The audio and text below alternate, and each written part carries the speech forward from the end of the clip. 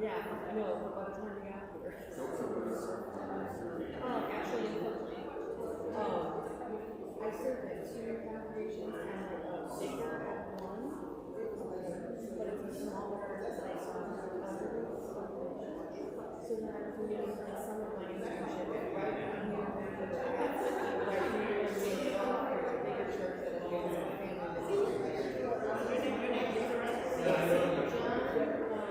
evangelical and then Trinity small ones. It's over.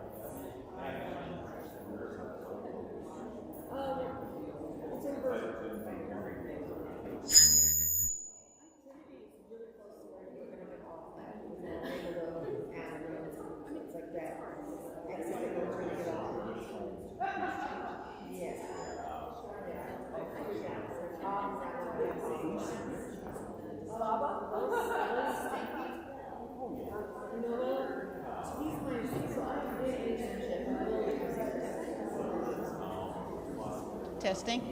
Testing. Am I good? Thanks. Everyone, we'll get started in just a couple of minutes. Thank you.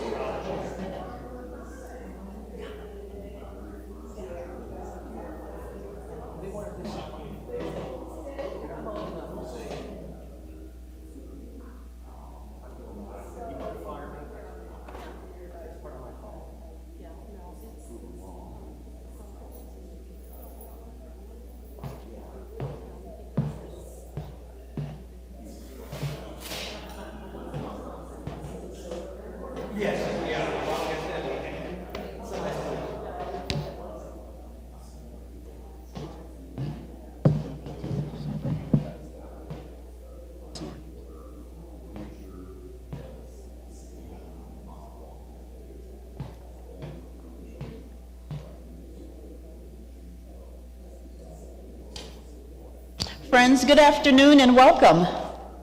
I'd like to take a moment to welcome you all to our pre-Trout event at Trinity Lutheran Seminary at Capital University. My name is Denise Rector. I am the doctoral student in residence with the ELCA that is teaching here for the semester and also for the following year. And it is my joy and privilege to welcome each and every one of you here today to hear from Reverend Dr. Albert Starr and his wonderful book. For this section of the Trout Lectures, we will have about a 40 to 45 minute reading from Reverend Starr, and then we will have an opportunity to purchase his book of poetry over in the library, and there will also be some signing opportunities there, and that will be between 2 and 3 when the official welcome to the Full Trout Conference starts. So here is the book. It will be available in the library, and we are just so pleased to have Reverend Dr. Starr here with us today. I will do a brief introduction, and then I will turn the mic over to him so that we can hear some of his wonderful words and thoughts and be blessed by those. Reverend Dr. Albert Starr Jr. served as director for churchwide ELCA ethnic-specific multicultural ministries and the racial justice team from 2015 to 2021.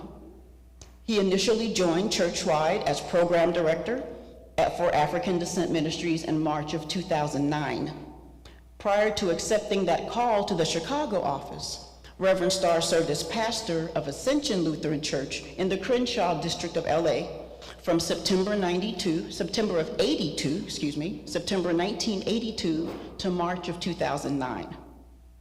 Together with his wife Judith, Pastor Starr studied at the Macumia Theological College near Arusha, Tanzania, East Africa, as part of completing the Master of Divinity degree from Trinity Lutheran Seminary in Columbus, Ohio. Reverend Starr was awarded an honorary Doctor of Divinity degree from Trinity in 2009. As a pastor and teacher, he takes great delight and special joy in helping to lift up and engage the gifts and talents of people of African descent and others, celebrating their capacity for building a stronger church and a better world to the glory of God through Jesus Christ. Pastor Starr served as co-convener and staff support for the Authentic Diversity Task Force and for the development of the report and strategy, which is extremely important, adopted at the 2019 Churchwide Assembly. And his international travels have included the 2017 Lutheran World Federation Assembly in Namibia, the groundbreaking and dedication of the Lutheran Center in Juba, South Sudan, Asian Lutheran International Conferences in Thailand and Malaysia, the 2020 INI International Lutheran Conference in Bogota, Colombia, and the 2018 African International Conference of Lutherans in Moshi, Tanzania. In 1987 and 1989, Pastor Starr traveled the former Soviet Union as part of the Lutheran World Federation Peace Study Tours, visiting churches and peacemaking partners in Russia, Estonia, Poland, East and West Germany, and Hungary. As the director for the ELCA Multi-Ethnic and Ethnic-Specific Ministries team, Pastor Starr was church-wide representative and staff presence celebrating and sharing the unique dynamics of congregations across the country. He was continually engaged with the Association of Lutherans of Arab and Middle Eastern Heritage, the African Descent Lutheran Association, the Asian and Pacific Islander Lutheran Association, the American Indian and Alaska Native Association, the Asociación de Ministerios Latinos, the ELCA, and the European Descent Lutheran Association for Racial Justice. Pastor Starr served as interim pastor with Mount Olive Lutheran Church in Santa Monica, California from May 2022 to August 2023. And his new book has been released on World Stage Press as of February, and in it he explores the kinship of prayer, poetry, the spirituality of struggle, and celebration. Please join me in welcoming the son of Trinity Lutheran Seminary and a wonderful man of God and my dear mentor, Reverend Dr. Albert Starr.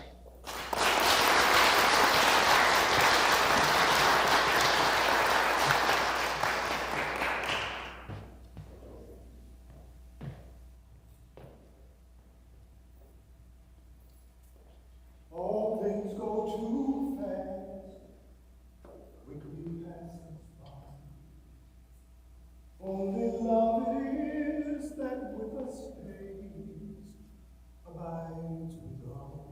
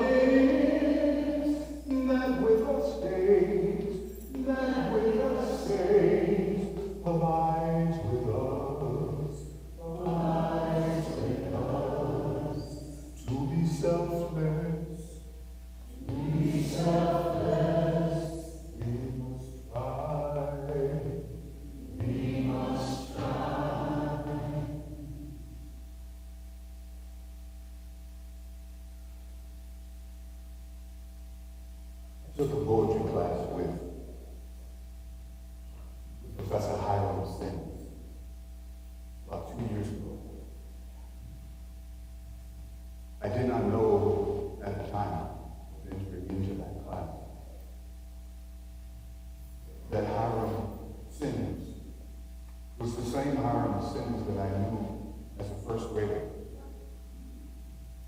at a Central Lutheran School where I was serving as pastor while he was serving as principal there in Los Angeles.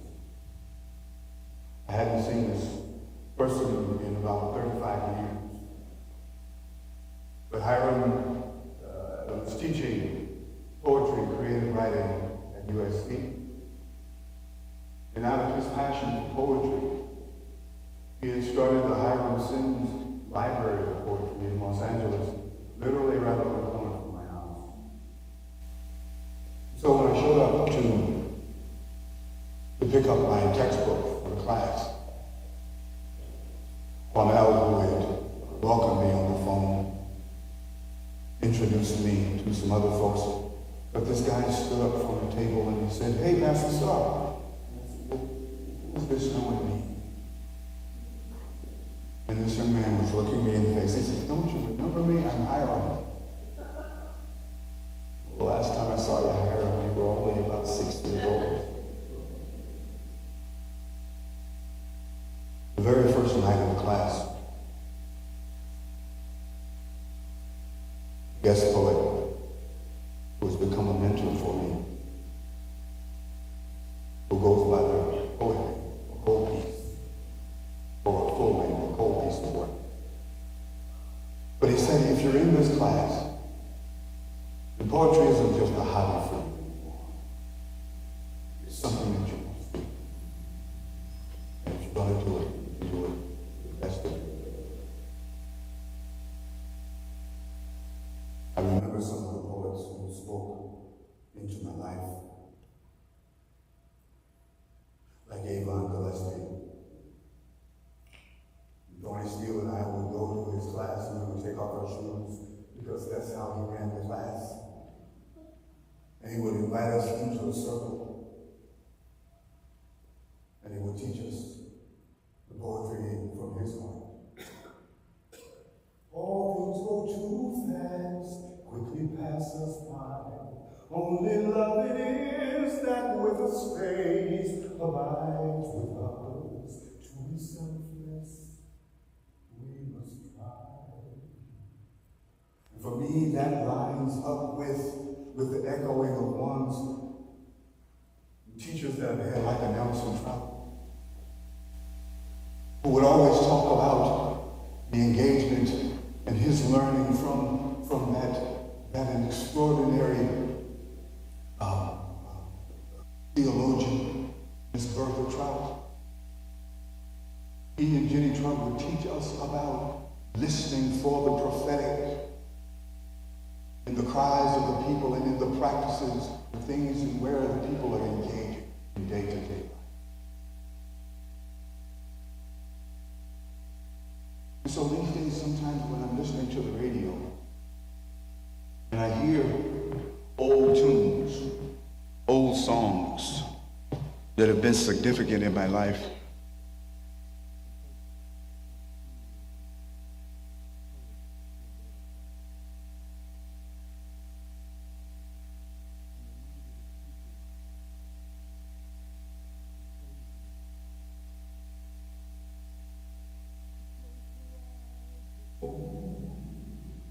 the more you make me see, by giving me all you got,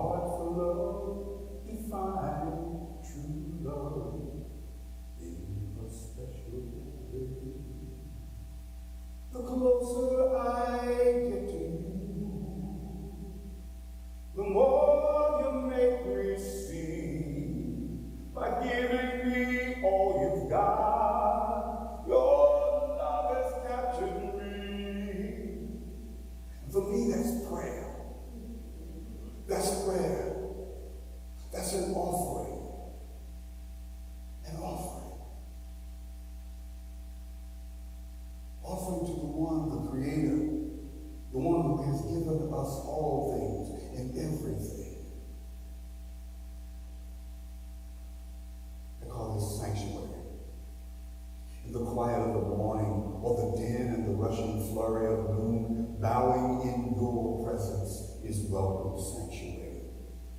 You call us to prayer, never to mindless escape. You are light and truth, opening minds, hearts, eyes to see.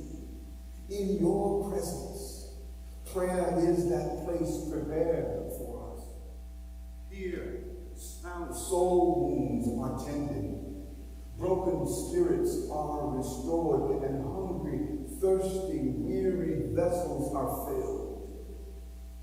Fragrant fresh water pours from your deep oceans of light and mercy.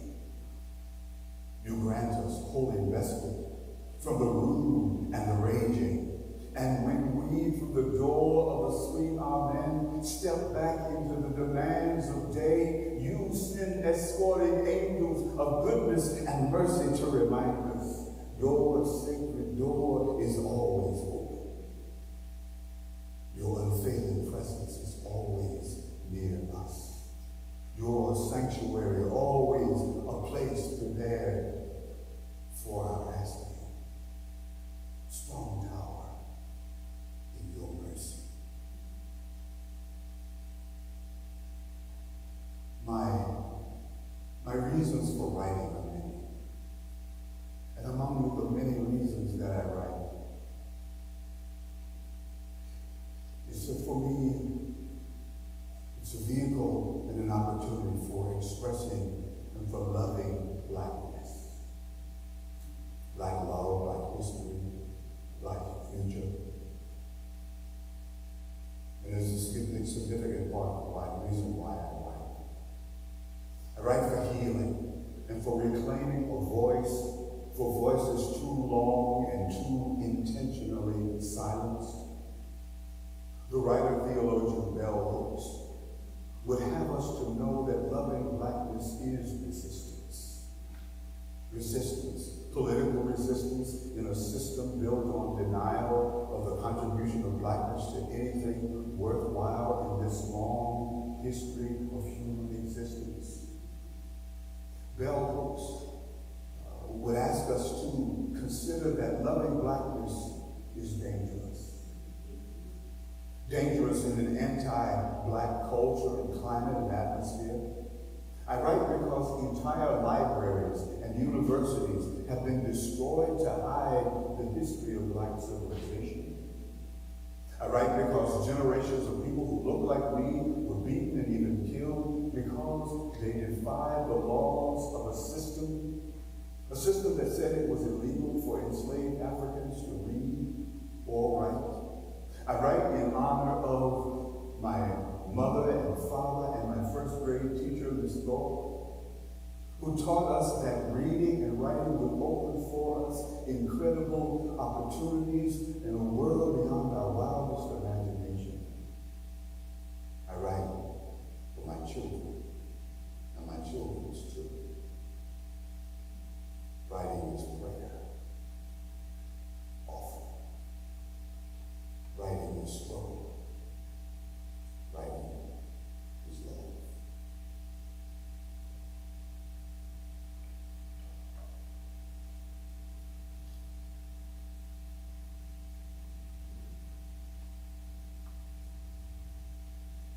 I call this piece lightning.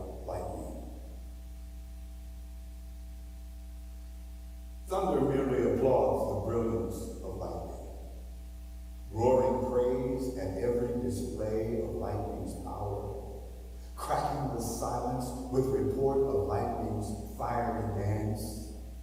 Yet it is you, O Elohim, shaper of mountains and days, you who appoint the course of wind, the path of falling rain, you assign night its mission.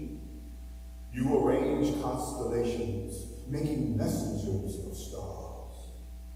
And lightning is no more than the gathering of the powerfully charged, bowing before you, for a moment yielding and releasing everything, discharging displays of powerful truth, created, pointed to Creator, great Creator. May we be like lightning before you, yielding and releasing our everything to praise you. You are our Creator. Thunder, Come now, be our voice. Sing out thanksgiving, shaking the doorpost of the universe. Be our voice, pointing every finger, turning every eye to see, every ear to hear, every heart to know what the Most High has done. Light maker, purpose giver, in your mercy. Hear our prayer.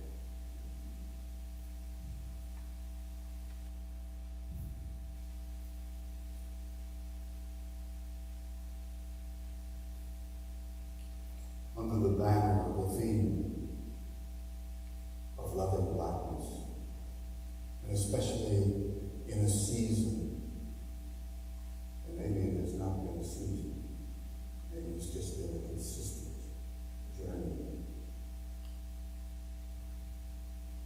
But it came to my mind of how ridiculous the doctrine of white supremacy really is. To denigrate and despise anything and everything black. And some of you know by now that this is not premature grave. And some of you may have also, like me, had some challenge sometimes in talking cross-generationally. There's a phrase, so dope, or that's dope, that a lot of young folks use now, and I've had a lot of conversation about that. But I call this so dope. Yeah. Maybe it's my age or my generation. I was raised on language that avoided dope at all cost. Condemned dope as worthless pursuit and sure to ruin if in any way ingested, digested, uncontested, reserved for the ridiculous and the ridiculed. In daily conversation, I don't usually refer to things as being dope. But this got me thinking. There is a region in the midbrain of every human being, strategically centered and central in the defining of what being human means. There is this region, this section of every human brain so rich in neuromelanin that it is called the substantia nigra, the black substance.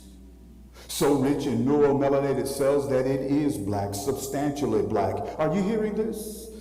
Comprehending this, understanding this, the substantia nigra, the black substance. This substantia nigra, this black substance, this place in the human brain rich, so rich in neuromelanin that it produces the neurotransmitter dopamine in rich supply. Dopamine that controls movement. You know, movement like the ability to walk or run, jump or crawl, jump or kneel, crawl or cry. Dopamine that controls the cognitive executive functions. You know, executive functions. Mental skills like memory, creative, flexible thinking, self-control, emotions. I'm talking about the substantia nigra. Your ability to pay attention, to stay focused, to walk or blink your eyes, even to breathe, it starts in the substantia nigra. In this black substance, rich, so rich in dopamine that without this dopamine producing region in every human brain in full effect, we forget how to stand erect.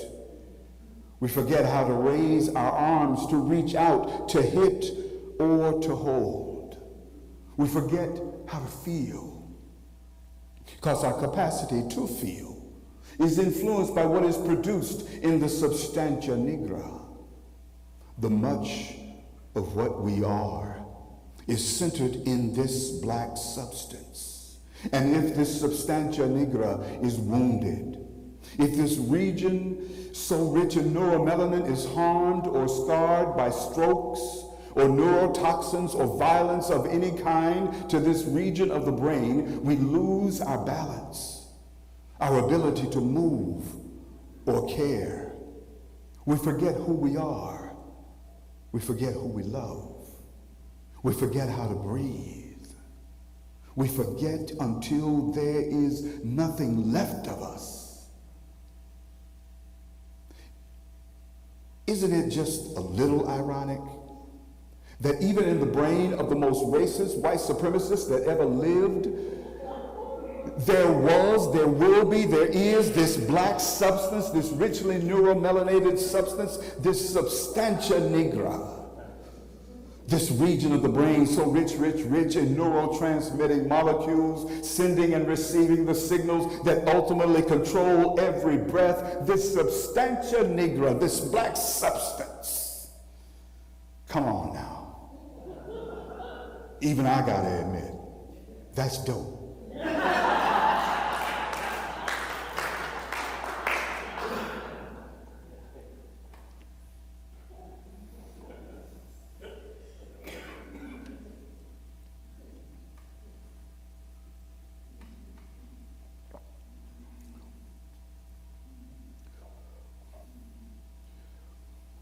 Bob Aher and I were trying to do some quick math to decide how long we've known each other, and we weren't able to do it. So, but some of that's just a part of getting old, or just being older. A little more than 2 years ago, I met Mr. Pegram, and at the age of 90, he experienced the onset of an illness that very quickly took his life. But in the roughly 8 months that I knew him, he had begun to share stories with me of his own life that had brought him now to be 90 years old. I call this the elder's lament. His face, honey brown and barely wrinkled by the journey of his 90 years, now furrowed and etched as his voice. He spoke of the aged and rancid cup of sorrow and fear he'd long been drinking from, and now in these late years had taken to sipping with a chaser of some late-breaking brew on tap, a bottled version of an old and vintaged recipe, same old news. Why call it news? It's an old and haunting elixir, resurrecting again and again. There is precious little room left for kneeling. Little room left even in the sanctuary of prayer, it seems. Many and more are the minds so gripped in the hard labor of grief. The suffocating fragrance of sorrow hangs so very thick in the air. Who can breathe and not taste the bitter? Who can remain unflinching when the weeping waves come crashing, unwanted, unexpected, in past the breakwaters and safe harbor, crumbled by the pounding, chaotic, menacing winds of a cognitive dissonance so cruel as to treat the very sanctum of sanity itself as of no account? His posture erect, sitting up even straighter now, he recounts the wanderings of his childhood mind. He spoke of his remembering of standing hand in hand with his mother on the sidewalks of Richmond. Richmond, crown of the Confederacy, still ripe with seditious zeal for the Old Dominion. Richmond, hailed protector king, crowned, called, and committed to protect. Protect who? Protect and serve who? In his childhood, mind's wondering, ashamed at 90, ashamed to confess, but I was a child, just a child, just a black boy child wondering, is it sweeter? Maybe sweet like honey sweeter. Surely it's sweeter. It must be sweeter. And I just wanted to taste it, that water from that fountain. that water from that fountain under that sign, that water from that fountain under that sign, that for whites only sign.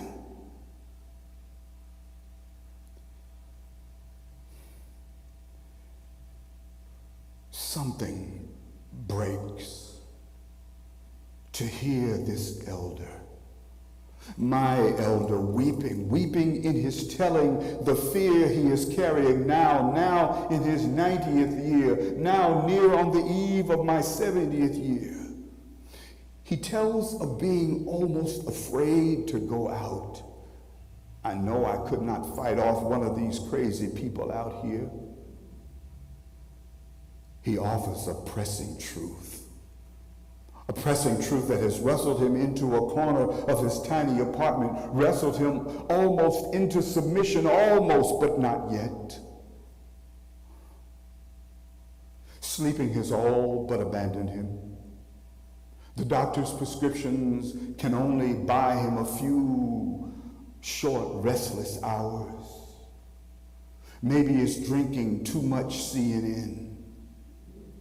Too much remembering that untasted water, too many reawakened memories laying long dormant but not dead. Memories hoping and pushing to find room now, but there is precious little room now. Precious little room for kneeling in confession, kneeling in hope, kneeling in remorse, kneeling in anger, kneeling in fear. Kneeling in submission, kneeling in sorrow so thick in the air, just a breath would be relief.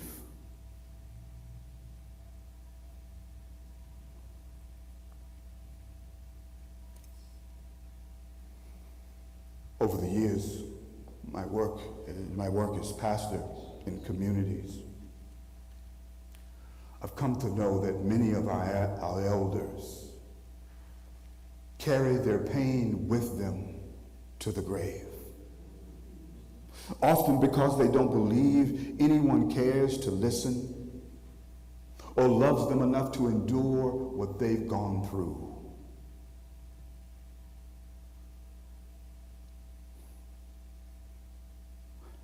But we are gifted. We are gifted by the grace of the one who would have us to know something of self. Love. Self-love. And loving means finding some space, freedom, and a welcome for telling your truth. I believe that the more that we're willing to hold with one another as we share our truth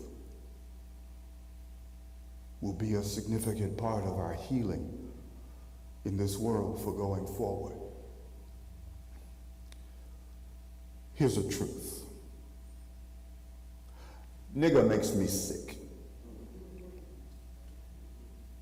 I have searched my memory, and nowhere in the corner and corridors of this long life can I find the echoing voices of anyone who has ever really loved me or respected me, ever calling me nigger. There is something about the discordant vibrations of that chaotic utterance that irritate my soul, agitate my mind, infuriate my spirit, disturbs my peace. Nigger makes me sick. The sound of it only conjures for me vile disrespect, cold-blooded disregard for me, for anyone subjected to this venom, this poison. Nigger makes me sick, and the stench of it is everywhere. In the water, in the air, in the eyes and uncertain voices that try to make of it just another word. You have to know, beloved, we have to know that there is still venom in the severed head of a poisonous snake. And if we carelessly handle it and even prick a finger on the fangs of that severed head, there is still enough venom to make one like me sick to my soul. Something in me dies a little when I am exposed again to the venom of that word. The venom of poisonous snakes causes us to bleed to death or stops the flow of blood altogether, sometimes causing the paralysis that steals away our capacity to breathe. Nigga makes me sick, causes me pain. The taunting, childish voices echo across the playground even now. Sticks and stones may break my bones, but words will never hurt me. But this word cuts me like a knife in the hands of my worst enemy. This word sears my soul, catches me up in the flames of a consuming fire. This word sounds like abuse to me. My ears can find no compromise in it, just the cruel battering against my consciousness. I know too much about this word, nigga. And not even grace has taught me, convinced me nigga can be redeemed. I see brothers embrace with smiles and outstretched banter like arms extending to embrace my nigga. And something in me pulls back. Is that what you think of me? I don't want to be your nigga. I am no one's nigga. There is something irrevocably sinister in that word. I don't trust the spirit of it to do anything life-giving. And what is a real nigga anyway? Do you mean a real man? A real black man, strong in his resistance to domination, resistant to the manipulating colonizer's will? Do you mean a real revolutionary? A real warrior, a real rebel, resistant and so resistant to the unrelenting stench of racist shit that you would never wear soiled nigger labeling rags and then proudly parade the lying flag of a so-called real nigger. Real nigger? Lil nigger? Old nigger? Smart nigger? Dumbass nigger? Microsoft Artificial Intelligence spell check just told me this language may be offensive to my reader. The notice popped up when I typed dumbass. Not one of the 20 times I typed nigga on these pages. Nigga, please, don't call me nigga. Nigga makes me sick. But we've got record labels telling us to keep it real. In order to keep it real, we got to put some real nigga in it. And white boys who want to know why they can't say nigga, because nigga makes me sick, damn it. Sick of the casual contagion that keeps us all sick. So sick, some of us can't even or won't even fight against the poison anymore. Call me brother, if that's what I am to you. Call me Babu, I am old. I am elder, I am grandfather. Call me Ndugu. I am your partner in this struggle towards some kind of real freedom. Just don't call me nigga. Nigga makes me sick.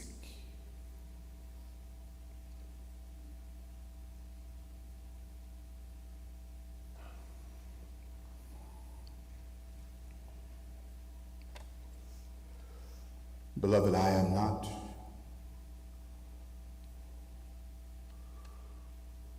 without understanding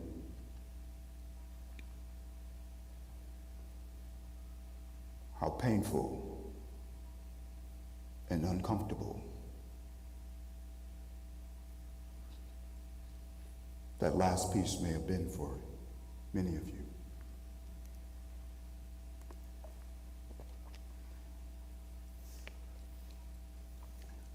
I've been welcomed into a community of poets.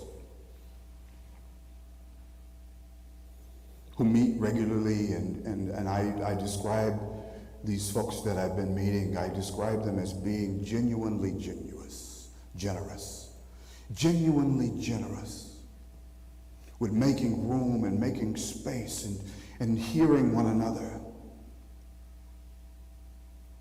and speaking plainly, poetically as they've been gifted to be, but always expecting from one another truth. And the truth of the matter is, we have a long way to go in really being able to hear one another. We found ourselves caught up in a kind of a cancel culture where some can just decide what others can say and not say, especially in issues and matters of life, in the fullness of life. And again, that's one of the reasons that I just have to stop and say that, again, I'm just so very thankful for the privilege and the opportunity to be here in this place today. And especially in times like these, as chaotic and as cumbersome and as difficult, and sometimes as hateful and hate-filled as they are, what I know is that the stuff that keeps us up at night, and I don't believe it's just me. Anybody? Yeah?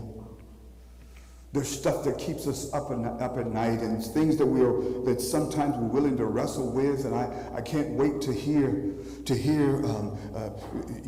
our Trout lecturer begin to talk about the wrestlings of one like Job.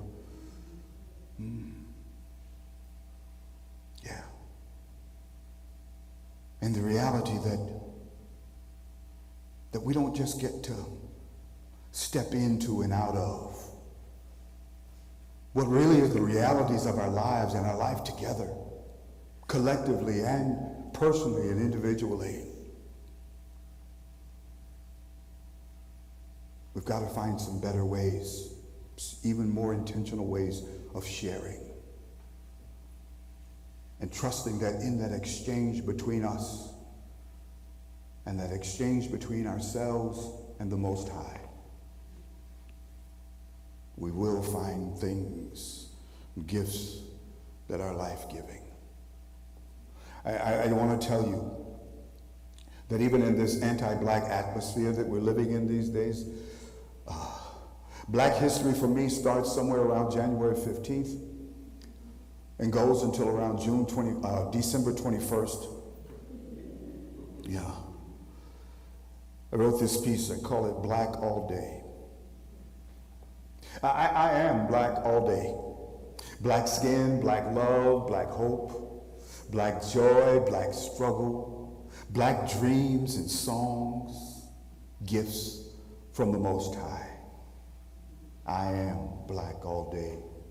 A steady stream of consciousness flowing from an ancestral source, rushing always toward future. Rich with sediment of vibrant dark soil, black earth graced with celestial memory and meaning. Truth and lie can no more coexist than fire and ice can embrace each other. The feeble scaffolding of racist systems built on the mumbled myths of white superiority sway, bend near to broken in steady defiant winds. Winds carrying shout and whisper. Come soon now the time and the telling, one truth after another, like the trampling feet of long shackled and silenced, now unbound and pushing like defiant hands against an unjust wall. Stop resisting, stop resisting, stop resisting. But resist is what life does when death threatens. In defiance, resisting the suffocating stench of these foul waters putrid with hate's poison. But hating the agent and purveyor of white supremacy is no substitute for the healing waters of loving myself, of loving my black self, loving my babies, loving my sharecropping grandpa, loving my biscuit baking grandma, loving my ancestors and kin. I am kin to astronomers and chemists. Love is my black story. Long before this America was born, long before Columbus's lost ass stumbled across an ocean to visit pain on an indigenous people who already knew explorers can come without cruel trappings and trouble of a vicious domination. I am black history all day, every day, like vitamins for my anemic self, still bleeding from that old wound, restoring what was stolen and what some would still withhold. I am black all day. Lifeline past to future. Black all day.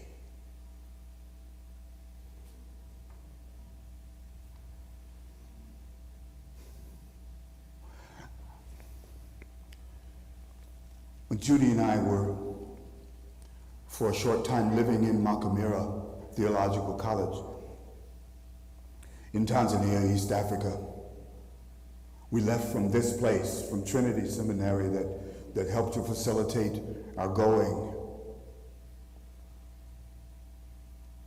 And there in the village, late one night,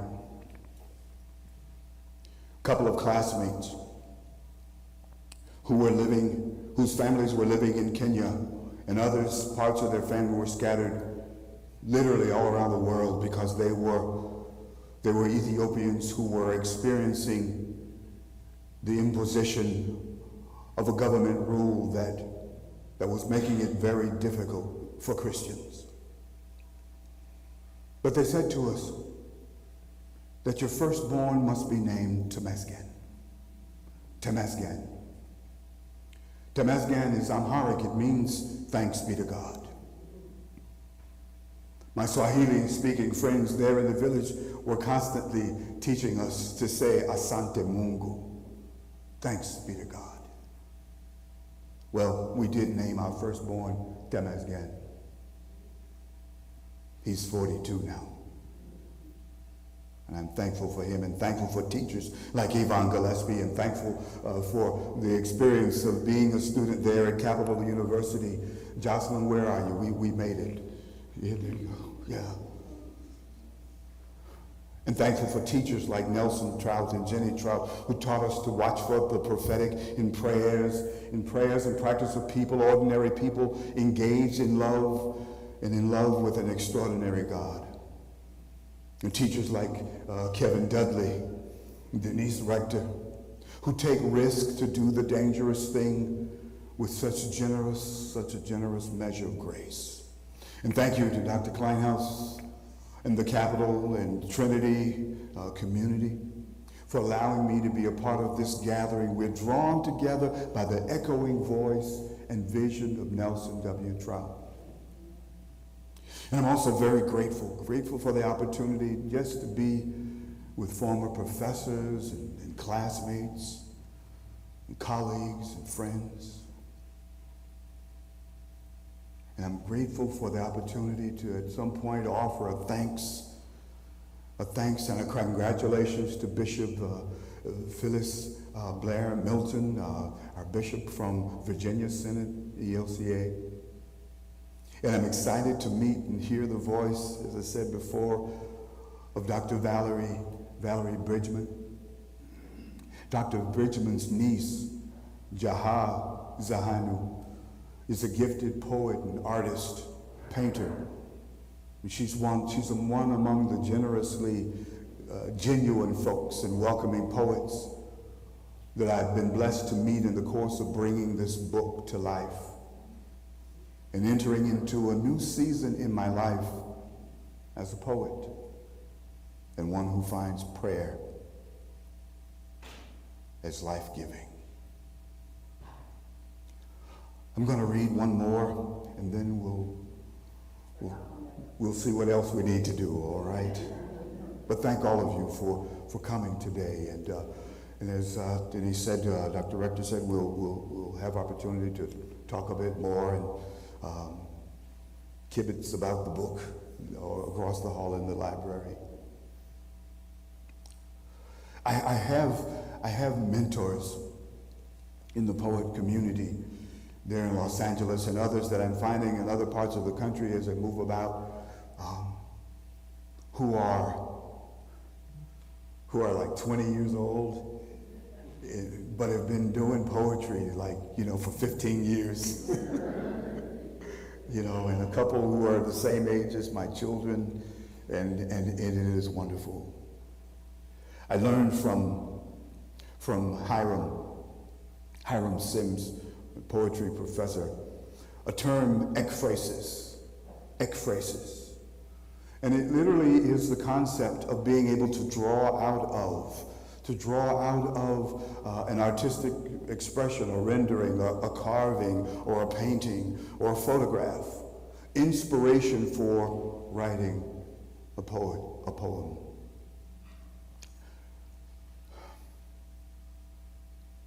About 5 years ago, our granddaughter, Skylar, then about 4 years old, we'd had her out on the beach all day, and it was just about sundown, and so I told her in a little bit we're going to be leaving, and in good Skylar fashion, she ran away. She took off up the beach, just running, and I'm coming behind her, just to make sure she stays safe. She's right at the water's edge.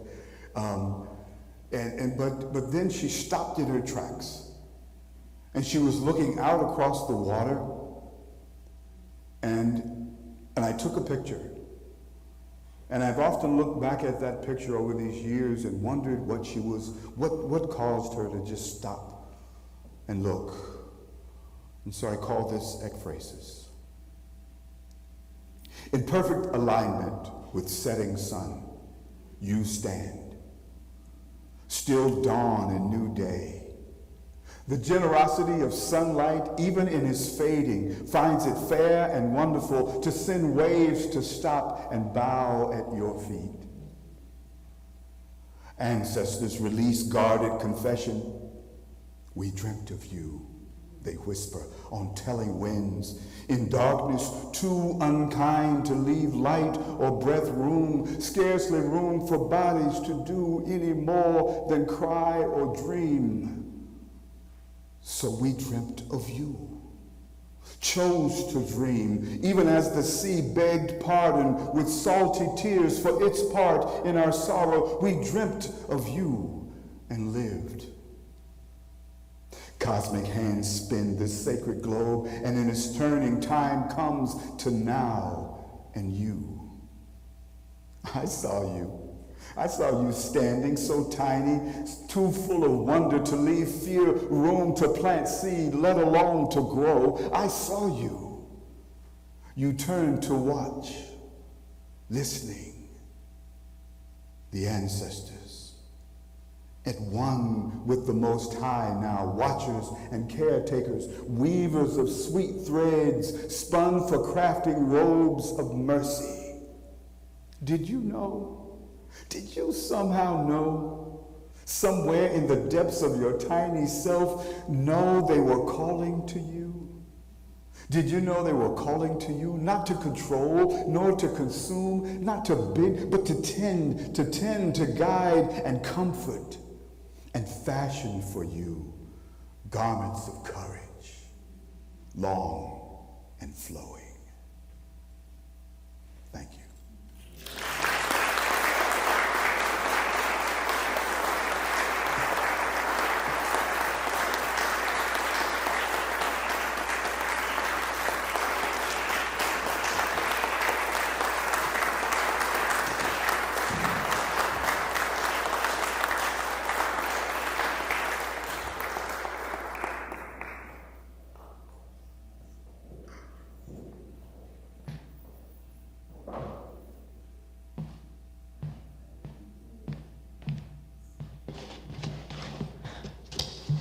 Reverend, thank you so very much for blessing the legacy of Trinity Lutheran Seminary at Capital University.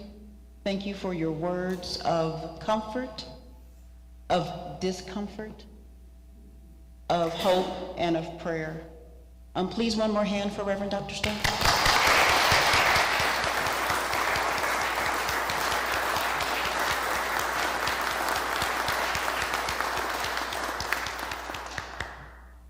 As I mentioned at the beginning, his book is available in the library. There are QR codes for purchase. So if you have your smartphone. To this house, to gather in his name and worship Christ our Lord.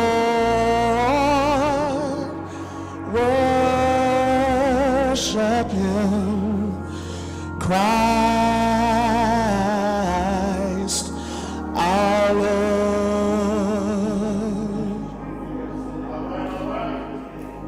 So forget about yourself and concentrate on him and worship him. So forget about yourself and concentrate on him and worship